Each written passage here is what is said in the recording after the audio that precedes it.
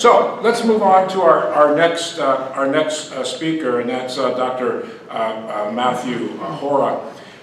It's an interesting background. If I have it wrong here, because you started out in organic agriculture research before moving into anthropology and where you're at now. Is that right? No, it's just growing vegetables, not vegetables. Just growing. You weren't researching it, just growing them. Now it makes perfect sense. You're a hippie. I got it. He's assistant professor in adult teaching and learning in the Department of Liberal Arts and Applied Studies at the University of Wisconsin Madison, and is research scientist, at the Wisconsin Center for Education Research.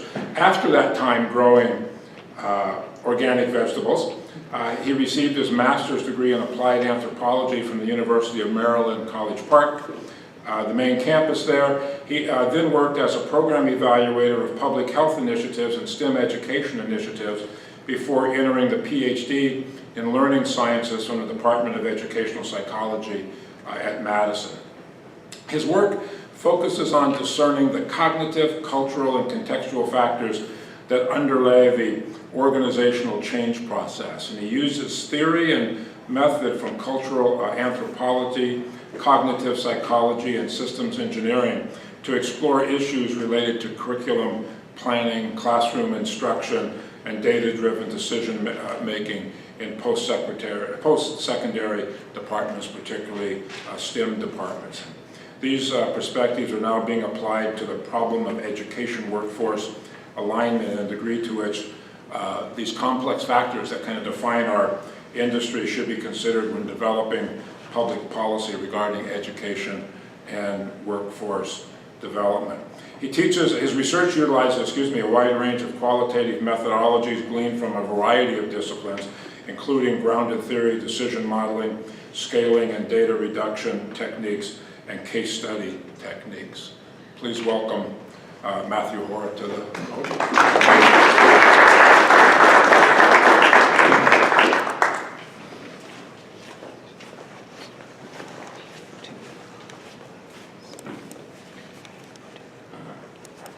Good afternoon, everybody. Thank you very much for that introduction. I love being introduced as a hippie, so thank you. And you're from Madison, so it fits, right? Right. Yeah. That's true. Yeah.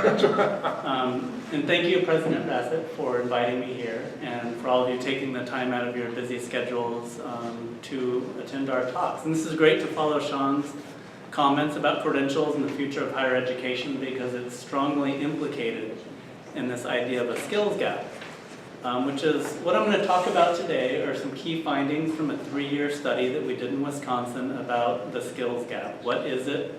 How should we be thinking about it? And what are the implications for especially how we think about curriculum and instruction in the college classroom?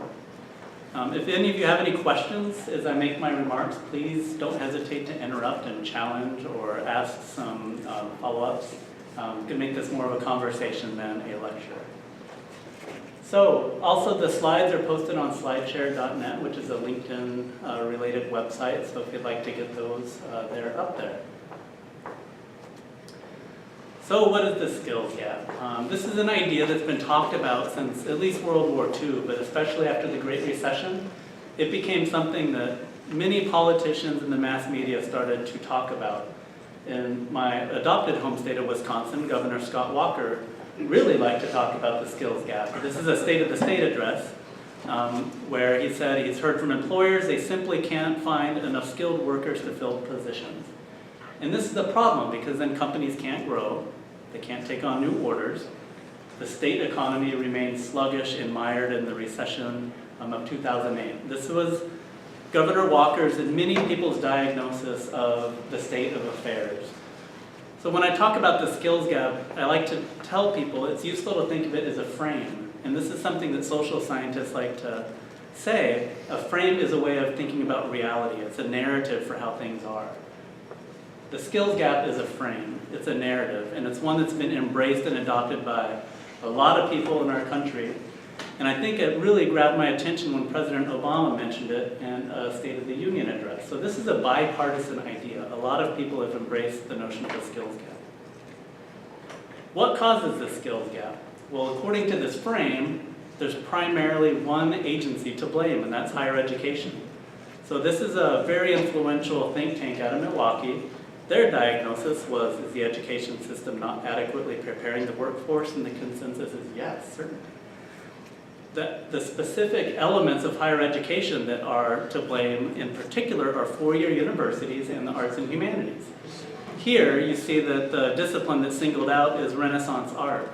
You often see other fields such as French literature, art history, philosophy, and my personal favorite is Tarantino film studies, which I didn't know existed until I heard a candidate for office mention it as the cause of the skills gap. But the idea here is that there's an overproduction of bachelor's trained students, which is an interesting counter-argument or counterpoint to what Sean was talking about. Again, this is the frame of the skills gap. Too many bachelor's degrees, we need more people in the technical colleges. And this bachelor's trained barista, which you often hear about in media accounts of the skills gap, is the issue. And so the dominant frame of thinking about this is there's a talent supply chain that's broken. And the cause, again, is the higher education system. On the demand side of things, there's no problem.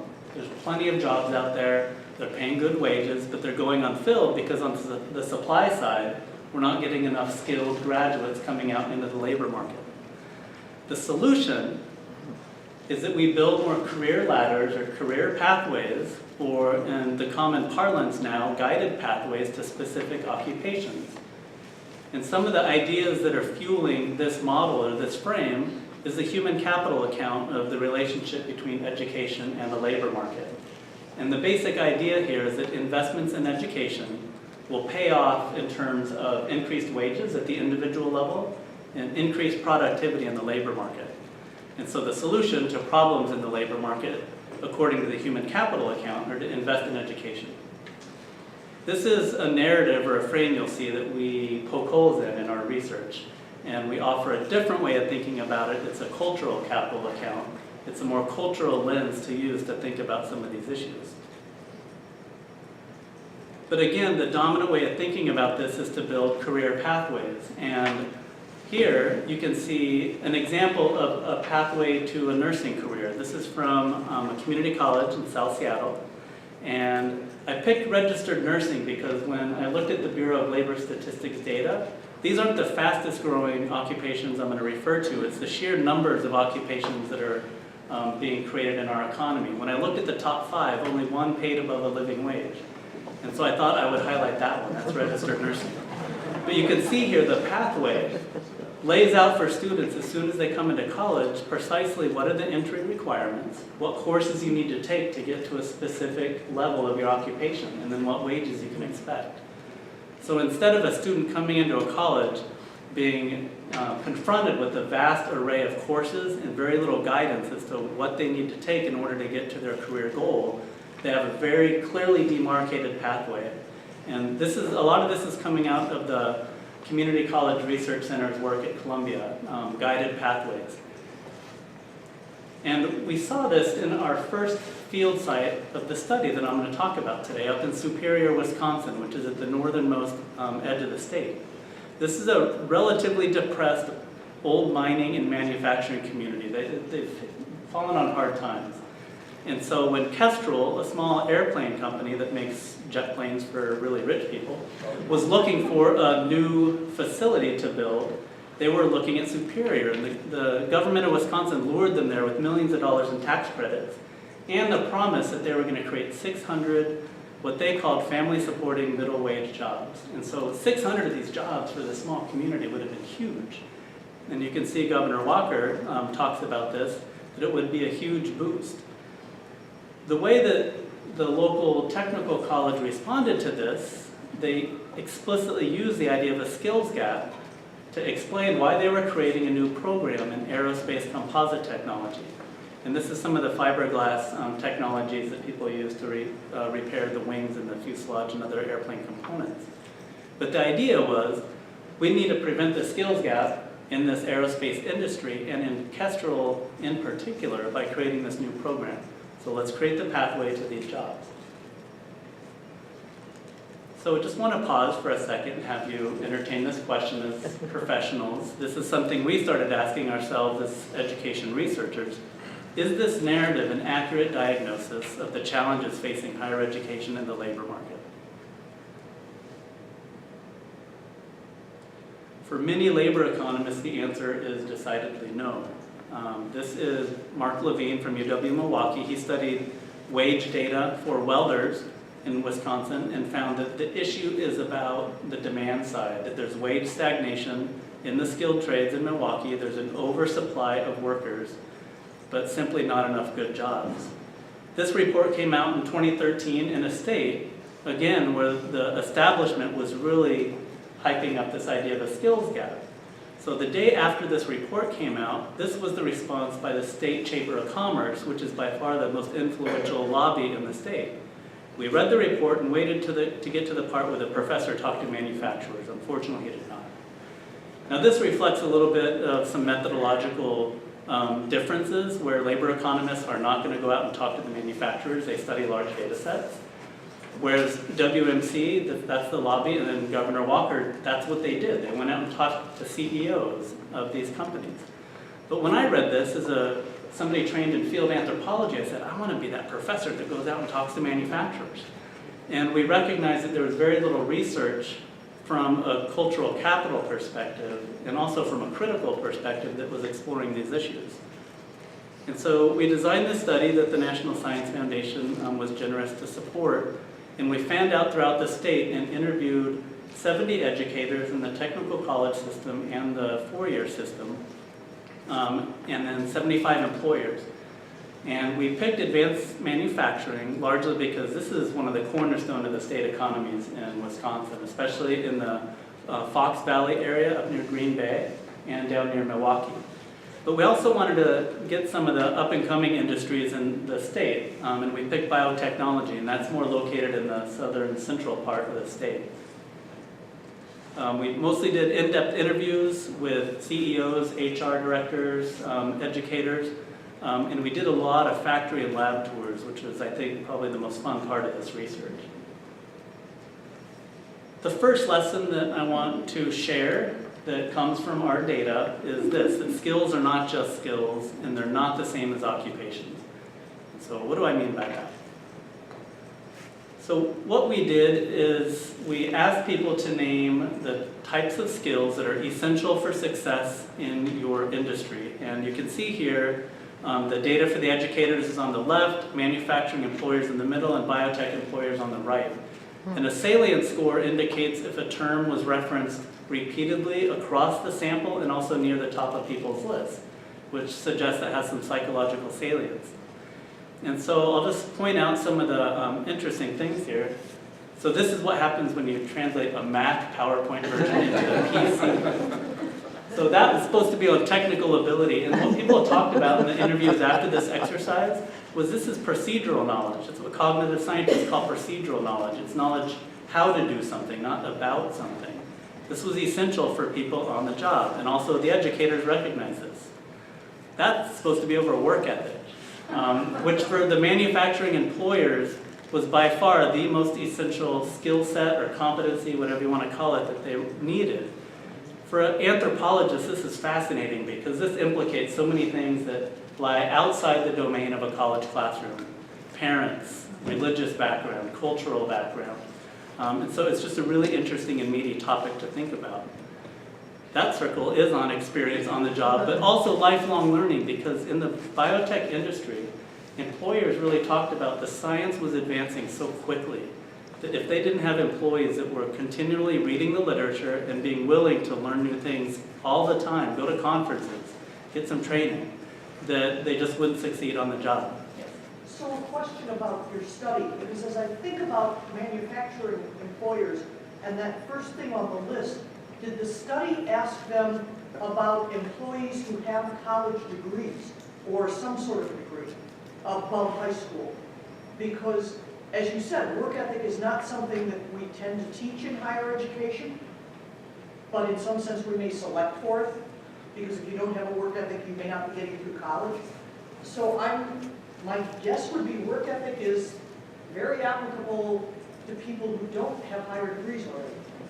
So the question was for entry-level positions outside of professional and managerial, and so it depended on the company about whether they were targeting associate's level or bachelor's, or I don't think in any cases they preferred to hire somebody with only a high school diploma. But that issue speaks to the idea of screening, where people are going to look at a degree as a screening mechanism for somebody that has a work ethic to get to a program, and that definitely came up. But work ethic was interestingly talked about at all levels of the educational spectrum. But as you can see, the biotech employers didn't really talk about it half as much as the manufacturers. That circle is supposed to be around problem solving.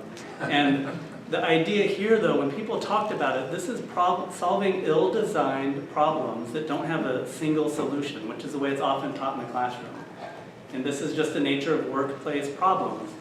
And this is something that employers felt, and educators, was an essential competency for their hires. Now, one of the things I want to point out about these data, and you see lists like this all the time, okay? They're really flawed. I'm the first person to say that about my own research. And the main reason that they're flawed is they don't drill down deep enough into specific occupations. Even these don't drill down far enough. So in the current research I'm doing, we're looking at specific occupations like nursing. And the types of language that people use to talk about communication, for example, for a nurse is completely different than in a manufacturing or a biotech context. And you lose that nuance in that meaning when you just get lists like this that aggregate across entire industries, or more often you see this is just what employers want. So next time you see one of those lists, which will be very soon, I suspect, just keep that in mind. Another issue has to do with terminology, and one of the main things you could draw from our findings, as well as that of many others, is we're not just talking about one type of skill, but you all were talking about the T-shaped professional. The National Research Council came up with this idea of 21st century competencies several years ago, and it's a framework that we decided to use. Hard and soft skills is problematic for a number of reasons. Labor market, economists like to say non-cognitive skills and cognitive. That has some issues. This framework addresses a wide variety of competencies, and it's strongly grounded in the research in cognitive psychology. But one of the main ideas behind this 21st century competencies is the issue of transferability. That we're not hoping that students learn these just in one classroom or one context or one discipline, but they could transfer it from one course to another and then from school out into the real world. And unless we're teaching students so that they can transfer, it's of limited utility. This is the argument of the National Research Council and a whole lot of learning scientists who have been investigating these issues for a long time. And so what does all this mean in practice? Well, this is a manufacturer in La Crosse. We spend a lot of time here, so having people that are just horses' asses, for lack of a better word, we just don't want them here. A, because it's a pain to be around them, and B, because it takes away from the meaningful discussions and the problem solving, which is basically what we do here. One of the things that this particular employer talked about is you need to think about skills as an integrated family of competencies, not just problem solving over here and communication over there, but they're inextricably linked when you talk about practice. And so this picture you see there, that's kind of a common image from a lean manufacturing facility. We definitely visited some manufacturing companies that looked like it was straight out of Charles Dickens, all dark and smoky and unsafe. But most of them look like this now. Lots of robots and lots of people working in teams on contracts that changed every 3 to 6 months. And so you had people switching teams constantly and working across stations.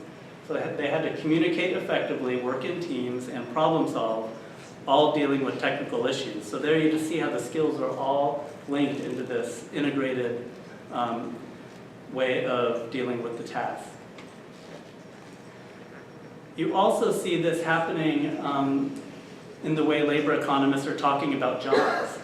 So this is an ONET system, and these are the types of skills, knowledge, abilities, and so on required for a biological technician, which is one of the occupations in our study. You see that they're not just talking about biology, though. to succeed in this specific occupation, you need a whole lot of other types of competencies. I highlight active listening here because this is something that comes out in a lot of people's research.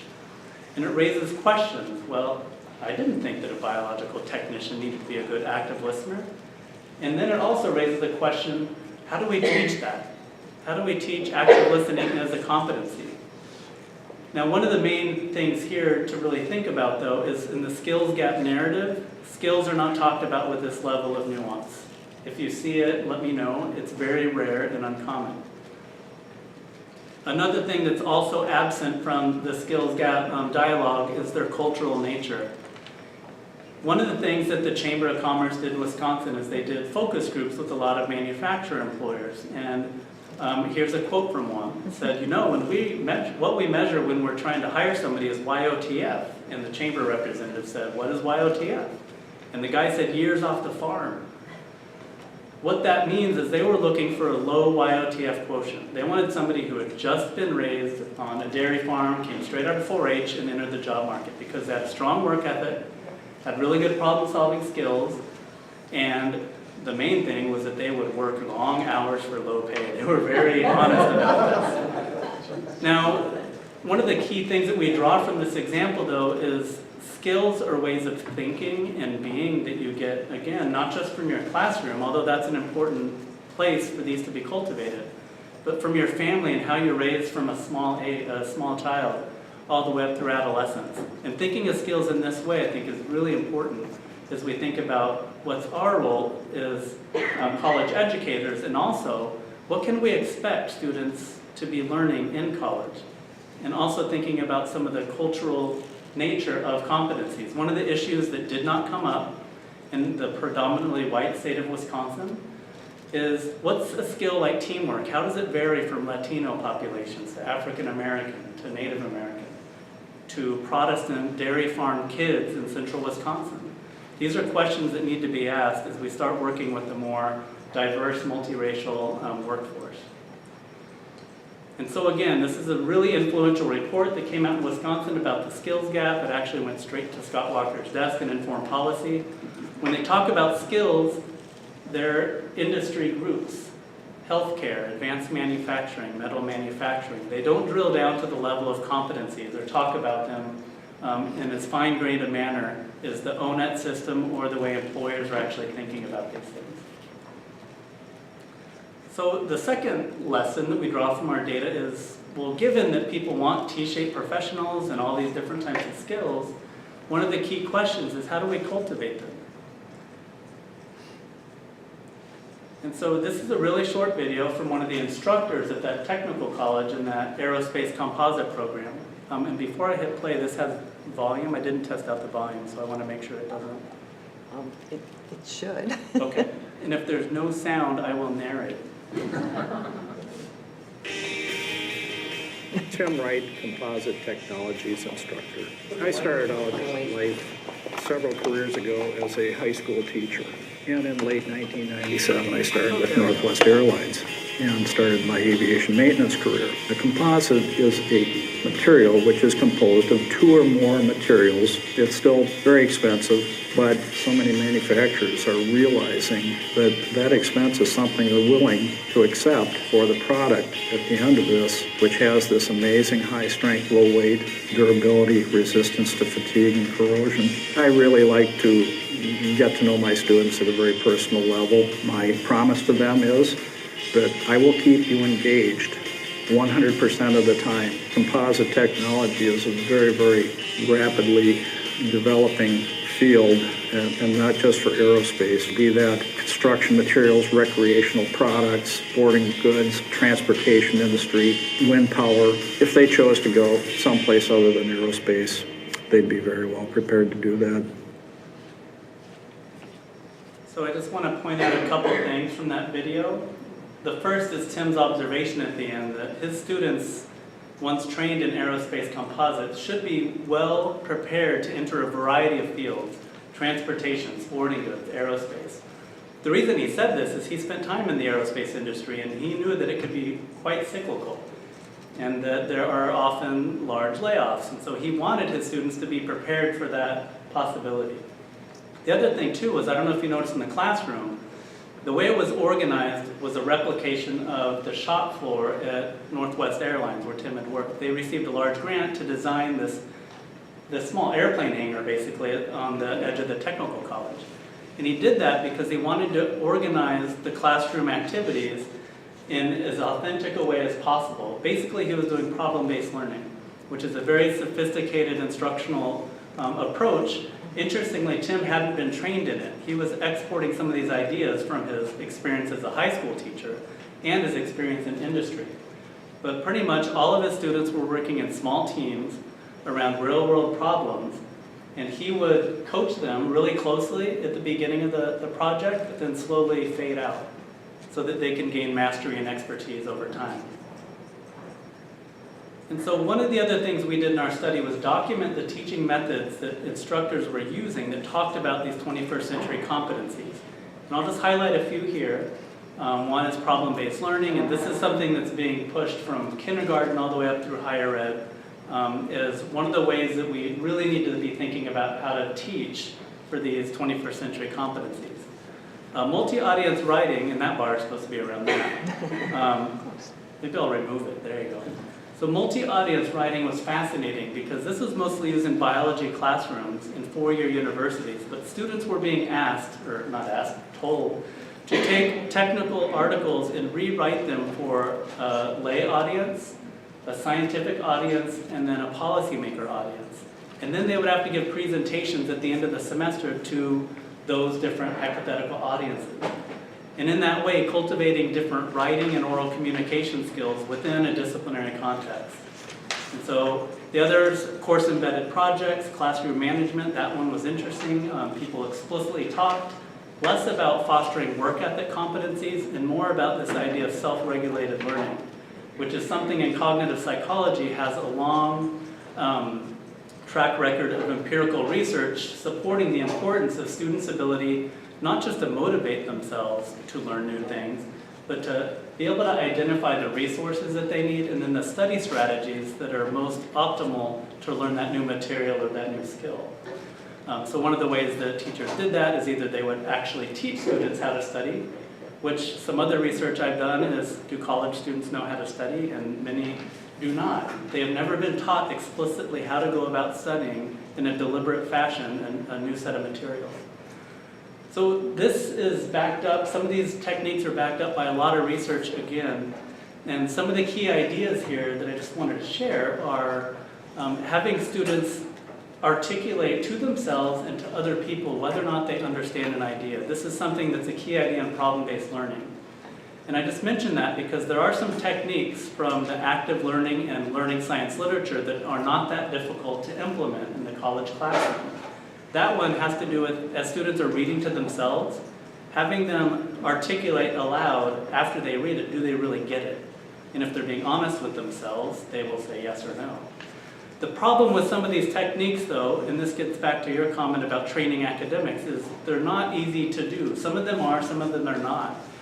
And most faculty in colleges and universities receive little to no training about how to teach, how to set up a syllabus, how to manage a classroom, how to use these active learning methods. And so the issue of training the frontline workers who are developing skills is one of the issues higher education needs to contend with. There's that circle. And there's that fun fact. To get a job in many universities, and especially in a place like University of Wisconsin, you need no training in how to teach, and in some cases it's frowned upon. So the role of general ed and liberal arts is something that came up in our study that was really unanticipated. And this really came from the technical college respondents. One said, many companies will say, your two-year degrees are so bloated. Why do I need somebody that needs English or history? And they don't understand that's going to make a really good employee, she said. And in some cases, an employer comes back and says, you were right. Her argument was that certain disciplines, such as sociology or English, are particularly well suited to developing certain competencies, like writing or critical thinking. That's an argument a lot of people advance. I personally don't advance that argument because a biology course or a chemistry course can be designed in a way to cultivate really good communication skills or teamwork skills. There's another set of arguments, though, to be made about this, and that's exposure to different topics, ideas, and ways of thinking. On the one hand, you can talk about how important is it for students to understand history or civics. And I think in this historical moment in time, many people agree that it's really important that students do get exposed to some of these fields. But there's also a vocational argument to be made for a liberal arts education. There's a really interesting body of work in nursing education about how exposure to an art history course improves the diagnostic skills of nurses. And this is through teaching them how to really closely examine paintings and sculpture, the line, the form, the tone. And they're finding that it does enhance their observational skills. And so this is another way that some people are defending the liberal arts is, yes, it will transfer into your job. And this is how. So the third set of data I wanted to talk about has to do with training and this very interesting but problematic problem of hiring for cultural fit. So we asked employers, well, how much are you training? How much are you investing in your internal human capital? 41% said we primarily do informal shadowing, which one person said it's following Bob around for 4 weeks, which can be a really effective way to train somebody if Bob is a good mentor and Bob cares about what he's doing. But if he isn't and he doesn't, then it can be a really ineffective way to train somebody. 1 in 10 invested in formal courses, and that could have been tuition remission at a community college or training by a vendor of a new machine. And this is something that the Manpower Group, which is an HR firm in Milwaukee, found in a global survey, that only 1 in 5 companies were actively investing in training for their existing staff. Now, we did document some highly sophisticated training programs in our study. Some were very impressive. They tended to be in really large companies. And for some of the medium to small, especially manufacturers, they either didn't have the resources they would explain, or they didn't feel that it was important. So this is one issue to think about with the skills gap. Once somebody leaves college, who's responsible for investing in cultivating their skills over the life course? Another issue here is 74% of employers screen for fit with their organizational culture. And I just want to ask a quick survey of everybody in here in the room that hires people. Can you raise your hand if you screen for fit with your organizational culture when you make a hire? Yeah, I do too. And so the research on personnel psychology shows this is a rational response because with better fit, you have lower turnover and higher productivity, and employees tend to be more satisfied. It could also be very problematic though. So this is a quote from somebody in our study. People who are absolutely perfect on paper, so they have the perfect credential, it's well suited to the occupation and the job opening. They won't get a job if they don't fit the company culture. And so we pushed a little bit on that. Well, what do you mean by company culture? What they were talking about was either company history or size. So if it's a family-owned company, especially a small one, they need to fit just the way they do things there, whether it's their rules or norms, dress code, whatever. What was problematic is employee attributes, where people were being screened to fit the specific personalities or demographics of a group of employees in the company or in a department. There was a couple cases where a group was described as a bunch of rowdy young men who liked hunting.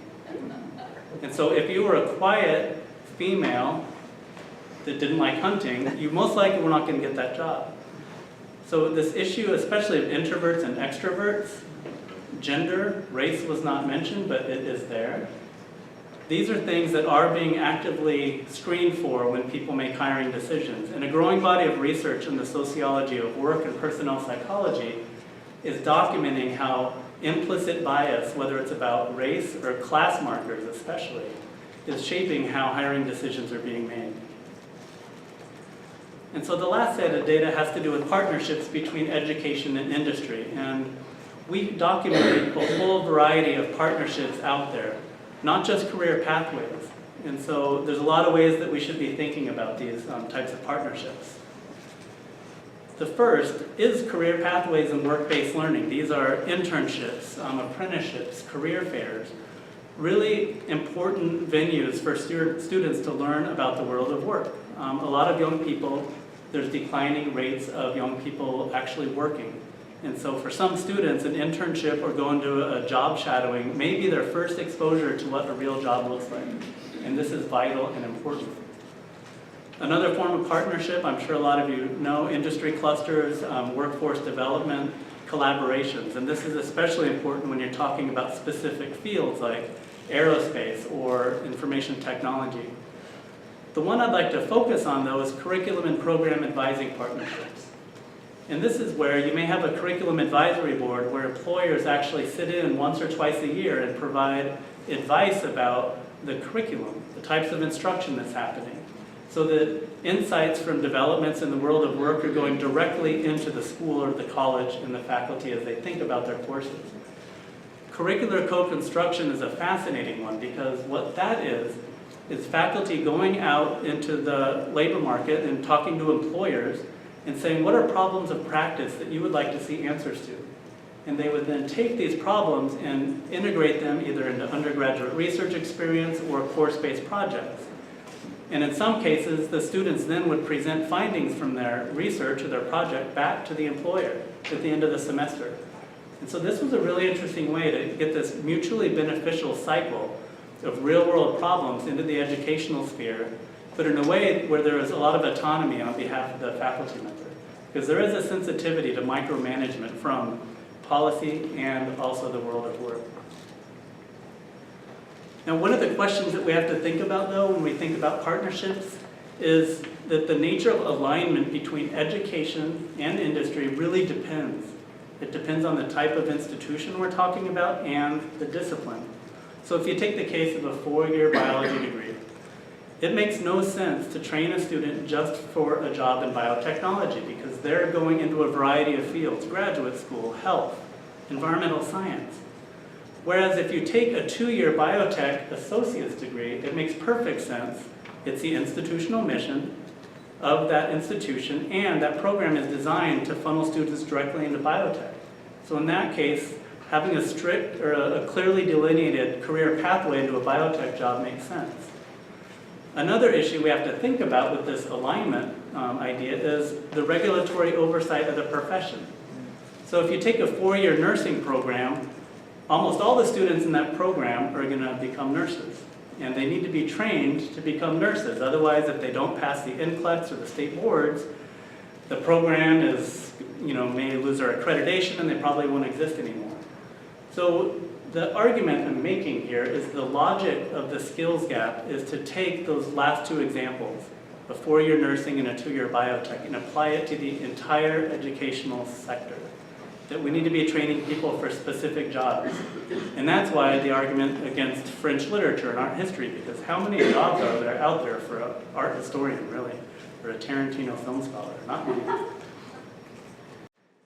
And so one of the risks of tying a program to a specific occupation or industry or company is that there's a lot of risk involved. So what happened with that small aerospace company is they ended up not securing the funding they needed. They never built their facility. I think 30 jobs were created. They were all very high-level engineering positions. And the program had to close because students recognized there's no future for me here. And so again, I'm not saying that tying a program to a local industry or a company is a bad thing, but there's a risk inherent in it that needs to be thought about. Okay, the so what question. What does all this mean for educational professionals? But especially students in the business community, because we do need to think about what does all this mean for them. One of the issues here is that the skills gap idea is so appealing because it contains some truths. There are some occupational shortages in middle skill jobs and in some fields such as nurses in rural areas. There's also a lot of change going on in higher education. Sean spoke of that, and there's a lot of problems in higher education, things that do need to be fixed. And things like guided pathways or career pathways, it is a welcome development to talking to students about careers from early on in their program instead of just hoping they get a job when they graduate. But at the end of the day, it's an overly simplistic and structuralist account, and I'll let this manufacturer in Wausau, Wisconsin, say why. What's funny is that when we talk to our development board or NTC and they talk about the skills gap, they're talking about teaching people to weld. The gap we see is that people can't hold a job and can't solve a problem. So this is a really complex social and cultural and intellectual issue that we're talking about, not just about creating programs that track people into specific occupations. A couple other issues that are rarely talked about in the context of the skills gap that need to be is the issue of job quality and robots. So I mentioned earlier that when I looked at the BLS data for the largest number of jobs being created in the labor market, these are some of the top ones. They do not pay above a living wage. That's why I picked registered nursing earlier. 2 are healthcare and 1 is fast food workers. So as you look at certain states, and Wisconsin is one of them, the distribution of the jobs being created are heavily slanted towards the lower end of the wage spectrum. And that's something that policymakers really need to be thinking about. As we talk about all these issues and prospects for students, it's something we need to be thinking about. And the other is robots. So some of my current research is in the oil and gas industry, and right before we went to Houston, this piece came out in the New York Times, and this VP was saying, we want to transform our workforce to the point where we need to hire fewer people. Now, this isn't because this person doesn't like people or employees, but it's that artificial intelligence has improved so much in their industry that this one guy here controls about 10 oil wells or gas fields, whereas before, it took about 5 to 6 people to do his job. So you see productivity going up in fields like manufacturing and oil and gas, and the number of personnel required to achieve that productivity going down. And this is just a reality that we need to be thinking about as educators and that students need to be told about and talked to about. And so this raises some questions. This is some of the guiding questions that's really shaping the next stage of my research, and that's, should we be creating pathways to specific jobs and or preparing students with transferable skills and providing room for career exploration? And for me, the answer is we need to be thinking about both, but we also need to be putting laser-like focus on curriculum and instruction. And how are we organizing our classroom experiences and extracurricular experiences so that students get these transferable 21st century competencies? That's something that there's too little attention being paid to when it comes to skills gap discussions. And so I'm just going to briefly show this. This is a slide that I show policymakers when I talk about the types of investments we need to make if we want to get to these students with these 21st century skills. One is investing in centers for teaching and learning, so faculty are trained. Another is investing in career advising on college campuses, so students do have access to internships and supports while they're in college. We also need to be investing in figuring out how workplace training can be more plentiful in the labor market. How can we incentivize employers to provide more training? We need to be thinking about these cross-sector partnerships, but the elephant in the room is state government, and this is for public institutions. Do we have adequate funding for this skills infrastructure, for all these different components of the system that need to be contributing for students to actually acquire these competencies? In a state like Wisconsin, we've had $500 million in budget cuts in the last 4 years. Some of the units that have taken the brunt of these budget cuts are career and academic advising and faculty on campuses. And so when we think about the people that are actually cultivating these skills and the services that are cultivating students' career pathways, they're actually being disinvested in certain states. And so the question is, are we on the right track? And we have to say sort of. So thinking about the completion agenda, getting more credentials, and projecting into the labor market what are the jobs of the future is really important. But right now we're not talking enough about job quality and automation. We're not talking enough about teaching and learning. And again, this issue of disinvestment is not inconsiderable.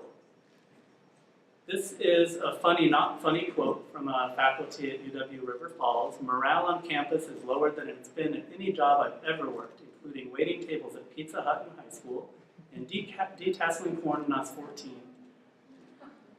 So the morale of this workforce in this particular state, and this is not unique to Wisconsin, from the kindergarten level all the way up to higher ed is very low. So we now have a shortage in not just technical college instructors in Wisconsin, but many faculty are leaving the University of Wisconsin system for a variety of reasons. And so again, we're talking about the the workforce that's on the front lines of skills development, this is how they're being treated in this particular state. So 6 things we need to do. This first one is my pie in the sky wish list, reframing the debate from a skills gap that just blames college to a shared commitment to education and training and job creation. The second is investing in teachers and teaching. So this involves providing faculty with really robust pedagogical training at the outset. When I did faculty orientation about 2.5 years ago, curriculum and instruction was a very, very short part of my training. The other issue, though, is living wages, especially for 70% of the instructional staff in our country who are contingent faculty, who often don't receive benefits or get a living wage. And then the third is embedding interactive learning across the curriculum. There's a whole lot of movement in active learning in the STEM disciplines and digital humanities, but this is an idea of active, engaged, experiential learning that should be across the curriculum, not just segmented in certain disciplines. The fourth is maintaining the general education liberal arts tradition. And from my perspective, until we see really robust empirical evidence that these fields either do not matter or do not cultivate certain competencies, that we should keep this. Because this is a model that has worked for a very long time, and we actually see some countries like China that are investing billions of dollars in their higher ed system, looking to the liberal arts model in the United States as something that they wish to import. And so there's something there, and we shouldn't throw it out too quickly. The fifth is embedding career advising throughout the programs. And this is especially for students who are low income or from underrepresented groups. Because there's certain aspects of the job search process, like networking or knowing how to write a CV or a cover letter, that many students simply do not know how to do. Many students do know how to do them from their parents or their networks. I just did some focus groups with School of Business students at Madison. Many of them have grown up on golf courses, networking with their dad and all of his executive buddies. Many students have not. And we need to expose students to all of these different skills about how to find a job. And then the last is developing units to oversee high-quality internship and apprenticeship programs. And I mention this because in the last budget in Wisconsin, Governor Walker put in a requirement that to receive a bachelor's degree, you need to have an internship. This was an unfunded mandate that was kind of thrown at the whole higher ed system. And luckily, the legislator stripped it out. But that idea will be reintroduced very soon. But there needs to be an infrastructure and some thought put into how do we do this well. And so some next steps in this research program, we're taking this general idea and studying 4 different regions of the country. The Northwest is one, and specific occupations. And again, nursing is one of those. I'm starting a pilot study in China because I'm fascinated by some of the political and cultural aspects of all of these issues. And then we're starting a new research center at UW-Madison. And this center is focused on research about students' experiences with all the things I've been talking about. So student experience with internships, student experience with career advising in the job search process. Because one of the things that's absent from all of these conversations and the research I just talked about is students. Their voices are invisible. Their experiences with all of this are largely absent from these conversations. So if you have any questions or comments, please feel free to get in touch, and thank you for your time.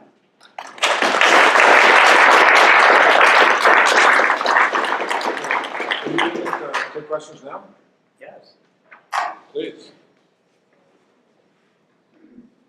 I have a comment. So I think it's great to ask employers what they want and try to meet their needs, but I just want to give you an example of something that happened the last several years ago.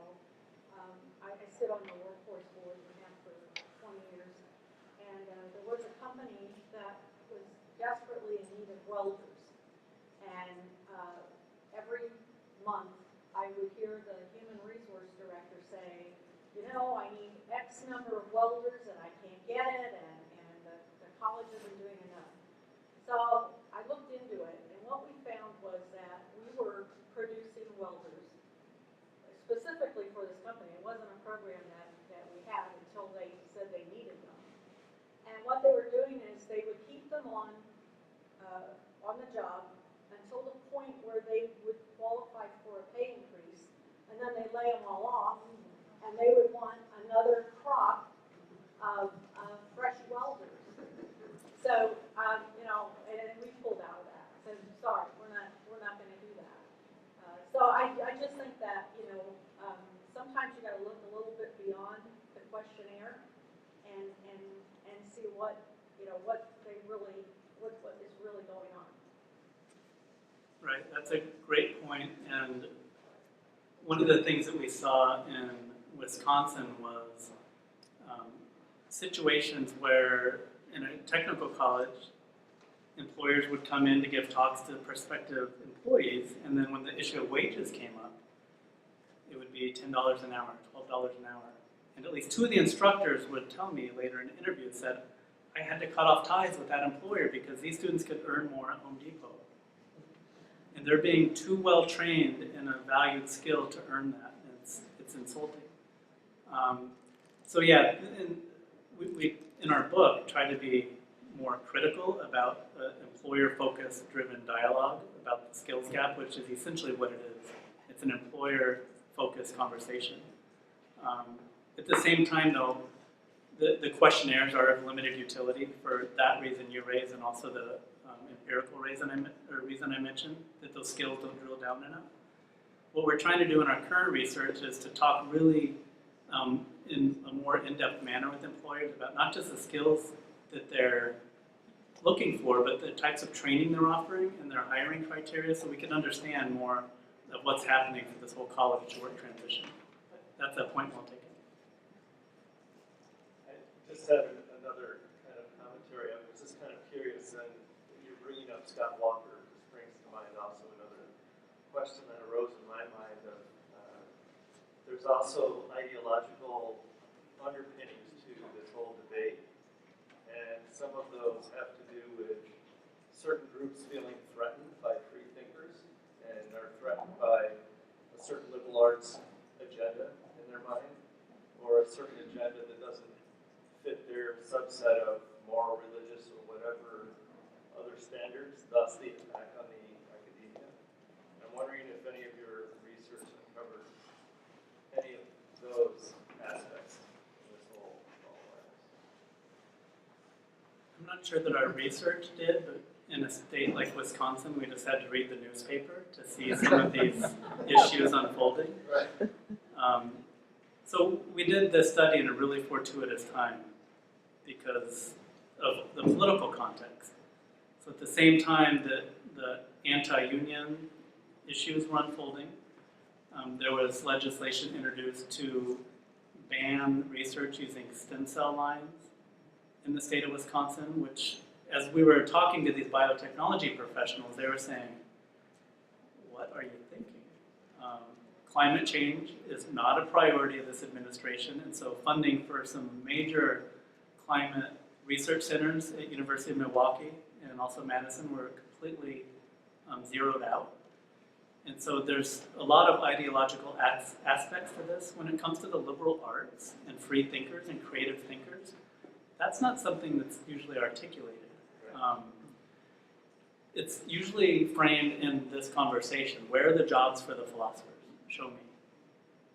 And for better or for worse, that's now coming down the pike because Wisconsin, like a few other states, are going to use performance-based funding models to determine how much money their colleges and universities get. Some of the metrics are graduate wages and employment over time. But some of the other measures are, is the graduate employed in the same field as their department? Which for some of these fields, like art history, you're not going to see a whole lot of that. And so those departments are going to get lower scores. So yeah, it's manifesting itself in a variety of ways. The overt, we just don't want free thinkers, I don't see. But Matthew, you had a slide about being skeptical about higher education reforms with some really interesting questions. Like, why is China seeking the liberal arts? Would you talk a bit about some of those ideas? right, so that's a slide I don't think was in this It presentation. was not, I was following you along, you jumped over. Right, so And this is something Sean alluded to, that there's a whole lot of reforms, just barraging our sector. One is badges and certificates.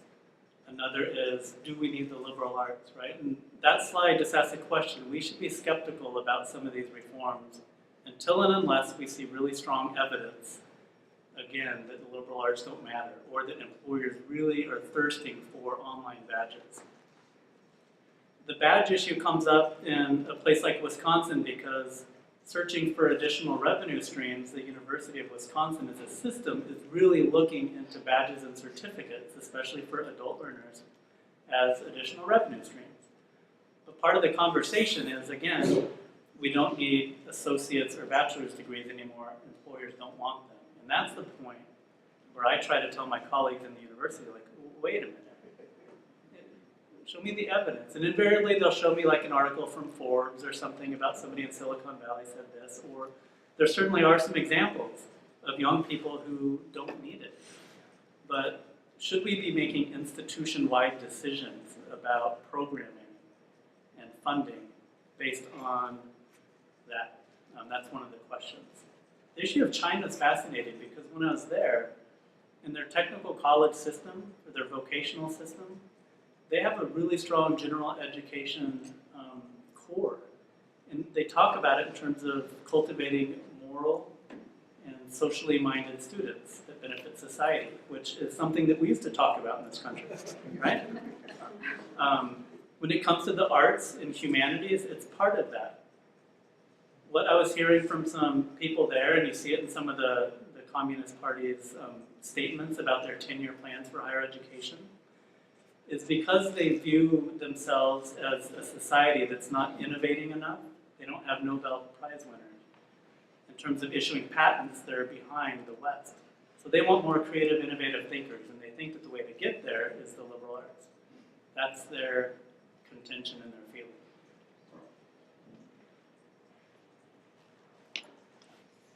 Question on the grant that the Kestrel, the aircraft manufacturer, when the technical college created the copy of the manufacturing floor, they said there was a grant. Do you know who gave the grant? I believe it was the Wisconsin Covenant Foundation. Okay. So they weren't associated with the state, The state or the system. or the industry directly. That's a good question. I don't know. Yeah, because the answer behind, or the motivation behind my question is, we're seeing, at least I'm seeing at Central, a reluctance for the industries that we are trying to align ourselves with to really help pay the bill. Of course, they pay through their taxes. They go to Olympia. Those taxes come back, but a lot of the companies, get significant tax breaks. So it's a little bit like, we're feeling a little bit like the NFL. The colleges train and produce and give the scholarships to the players, then the NFL, receives them ready-made for their organization. In your research, are you seeing examples of a industry cooperation with the higher ed sector that involves the transfer of funds? It's mostly grant-funded collaborations that we have seen. Yeah. We have an example. We have a program for, we have a company that makes parts for Boeing. And we got a grant from AJAC, which is the aeronautical organization. We do training for the incumbent workers so that they can move up in the higher level positions. But without that grant, we would not have been able. And some funding from the state for the equipment. We have one at university. We have an aviation program, and there's a pilot shortage going on, and we're able to get the Alaska Air Group to give scholarships. We have all the capital funding to do it, so we don't need that grant to get it going. We charge our students an additional $58,000 in fees on top of tuition, room, and board to go through the flight program, and Horizon stepped up with scholarships to help reduce reduce the cost, or sort of a benefit. And that's the only example we really have where they're really paying the student cost to go to the program. That might be indirectly, you would have had to charge a fee if you didn't. On a related note, one of the things that the chamber folks told us was that the manufacturers that are around now that have survived decades of disruption to their industry are the ones that have figured out the training thing. Yeah. And so again, some of these large companies, I don't know if dollars were being exchanged with local tech colleges, but some of them have invested in some really robust apprenticeship programs and internal training programs. But again, in our study, it was a minority. And the only other thing I'll mention about this is about who's paying for all of it. And the issue of student debt came up earlier this morning. And this is something that has to be part of the conversation as well, because if companies are paying for less and less training and not providing tuition remission, but you could study that and you need to if you want to keep your job, but it's on your own dime. Who's bearing the brunt of these costs? And so this is something Sean mentioned earlier. Some of the for-profit, vocationally oriented institutions out there, many of which are now going bankrupt, the students at some of those institutions are acquiring massive debt with the promise that this is going to help you get a promotion or a job. And so this has to be also a part of the conversation, who's paying for this. I seem to recall talking about the German experiential learning or internship system that had some really neat pieces with regard to transition of folks who got skills through internships and moved on to work. Is there anything in the German model that's applicable here, perhaps? Yeah, so Particularly their internship model. do you mean the apprenticeship model for the vocational track? Yeah, so I'm becoming a quick study on Germany and China. I'm not an authority by any means. But from what I know is, some of that tracking, and that's what it is, happens early on in middle school, but as part of the educational experience, there is like a 2 to 3.5, 4-year apprenticeship. They're earning, wages. They're lower, but their wages, commensurate with that field. And also going to school. I believe that some models are 1 day a week. The Wisconsin apprenticeship model, you go to school 1 day a week and you work 4 days. And so there's a lot of growing interest in this. I think internships, the reason that Governor Walker is really pushing internships, it's perceived as cheaper and more nimble and shorter. But again, the problem of infrastructure and compiling all these employers that are willing to take on tens of thousands of students in a meaningful internship is no small task. And so that's why we were very glad that they stripped it out of the budget. But the fact that it was in there in the first place was appalling, because unfunded for the entire system, and we're talking multiple campuses to do this, is a requirement of a bachelor's degree. That's where things are going. Sorry if that... Jim, cookies are here. Oh, go ahead. Oh, no, please, do the Yeah, questions. the cookies are here. Well, our table didn't get them anyway. They're going to share. Beyond skills gap and beyond cookies. You spoke about curricular co-construction with employers, and I was really curious about that. We've done some at Northeastern. I haven't seen many examples beyond advisory boards, which you pointed to. Probably more programs and institutions should have advisory boards, but even the most active boards, maybe at the moment that you're conceiving of a program or once or twice a year that gives some input. Have you come across any promising examples in your travels of institutions, particularly beyond community colleges, but in general, co-designing with the employer the curriculum, the competencies, the program? Right, this is another slide I shouldn't have. I edited my slides to condense the top. The University of Wisconsin La Crosse, they developed a portal, it's a website, and it's not just for employers to post internships and students to find them, but they have a database of course-embedded project ideas. A lot of this was led by one biology professor. Often it takes somebody that just takes the bull by the horn. He went out, and the way he started this, he surveyed the nonprofit community, local politicians, and the business community, again, about problems of practice. and he compiled the spreadsheet. Enough faculty from across campus said, wow, that's cool. And it started off as undergraduate research experience, which is not for all students. But then it slowly became something that faculty started to modularize and integrate into their regular courses, but in smaller chunks.